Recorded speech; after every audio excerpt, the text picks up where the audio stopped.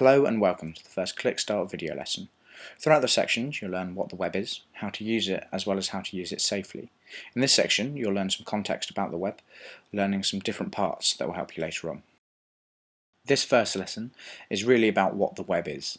You'll learn the difference between the web and the internet and a little bit about how they were invented. Other lessons in this series will give you some skills to practice too, but this one's just an introduction to ease you into things. So let's get started. Just sit back and watch the video. Feel free to read along with the video using the transcript on the right hand side. If I'm going too fast or you want to make a cup of tea or something, just pause the video using the pause button and rewind by dragging the circle back a bit. The numbers tell you how far you are into the video as well as how long the video is in total. So what is the internet and the web? First off, the internet and the web are not the same thing.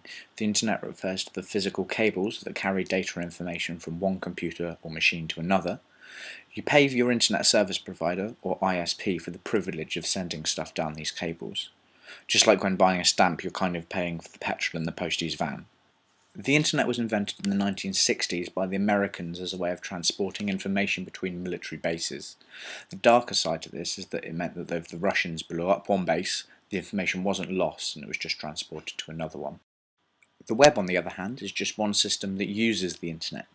The web is best thought of as a collection of documents or pages that get sent around. These documents can link together through hyperlinks. Hyperlinks just connect documents or pages together, which is really why the web is so successful. The web was invented by British scientist Sir Tim Berners-Lee on the 12th of March 1989. Basically, he was annoyed that the documents he was writing couldn't be accessed by people elsewhere in the world because they were using different types of software to view the documents. He decided it would be better if they all had the same format, and if he mentioned somebody's document in his, that it could be accessed instantly. So the web is just a service that uses the internet to store and send documents and pages around the world. Other services that use the internet are things like email, which sends messages slightly different, and things like Skype, which make calls through the internet. But we'll learn more about them in later lessons. Okay, so that's your first lesson. This lesson, you learnt the difference between the internet and the web, as well as how they're both invented. Next lesson, you'll learn exactly what a website is and how it fits into the whole web.